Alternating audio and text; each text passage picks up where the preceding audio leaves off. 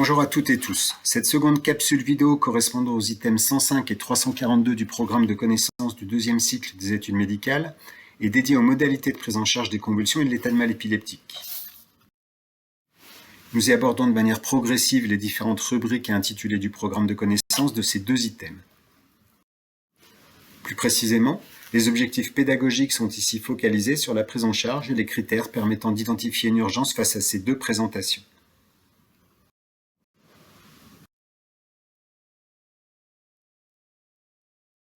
Tout d'abord, concernant la crise tonico-clonique généralisée.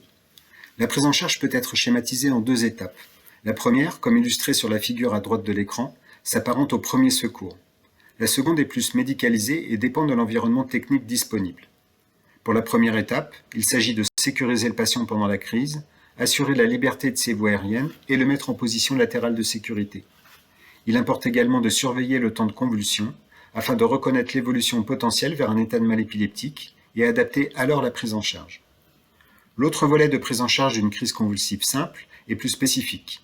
Il associe la mesure des paramètres vitaux, de la glycémie capillaire, ainsi que la pose d'une voie veineuse avec une base de sérum salé isotonique. À ce stade de la prise en charge, aucun traitement antiépileptique n'est nécessaire. Voyons maintenant les modalités de prise en charge de l'état de mal épileptique tonico-clonique généralisé. Pour rappel, celui-ci est défini par une crise convulsive tonico-clonique généralisée durant 5 minutes, ou dès la seconde crise, sans retour à l'état antérieur entre les crises. La prise en charge est ici multimodale. Elle associe une prise en charge étiologique, une prise en charge spécifique et une prise en charge non spécifique. La prise en charge étiologique doit être réalisée au plus tôt, parallèlement au traitement antiépileptique spécifique symptomatique, et en priorisant les causes potentiellement réversibles ou requérant un traitement urgent, comme par exemple une méningite bactérienne ou une hypoglycémie.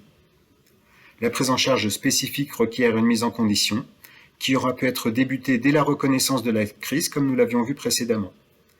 Il est ici requis de mettre en place 2 voies veineuses périphériques, une oxygénothérapie systématique et une surveillance scopée. On réalise alors des escalades thérapeutiques graduées selon la gravité de la présentation et la réponse au traitement. Vous l'avez compris, le traitement débute donc dès la 5e minute de convulsion ou dès la seconde crise tonico-clonique généralisée, avec l'objectif de contrôler définitivement l'activité épileptique dans les 60 minutes maximum. Il convient de prévenir le réanimateur dès la seconde ligne de traitement. Enfin, la prise en charge non spécifique consiste à identifier et traiter les complications de l'état de mal épileptique, ce qui peut associer la prise en charge de différentes défaillances d'organes, mais aussi de protéger contre les facteurs d'agression cérébrale secondaire systémique. Nous abordons maintenant les modalités de prise en charge spécifiques des états de mal épileptique tonico-clonique généralisés. Tout d'abord, les traitements de première et seconde ligne, c'est-à-dire les traitements à mettre en route successivement en cas d'échec des lignes précédentes. La première ligne de traitement fait appel à des traitements de courte durée d'action que sont les benzodiazépines. 2 molécules sont proposées, le clonazepam et le midazolam.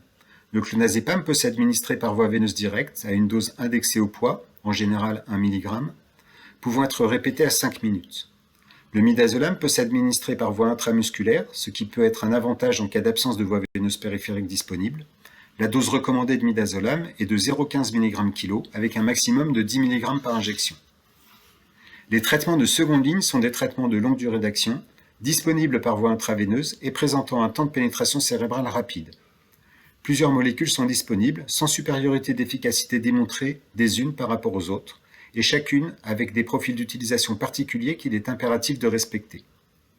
On dispose donc du valproate de sodium qui est potentiellement hépatotoxique et tératogène, de la phosphénytoïne qui peut avoir une toxicité cardiovasculaire, du phénobarbital qui est dépresseur respiratoire du système nerveux central, et enfin du lévétiracetam qui peut être associé à des troubles neuropsychiatriques et qui s'accumulent en cas d'insuffisance rénale.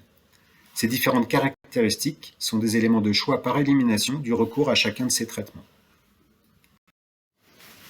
Nous voyons ici la 3e ligne de traitement correspondant à ce que l'on appelle un état de mal épileptique réfractaire.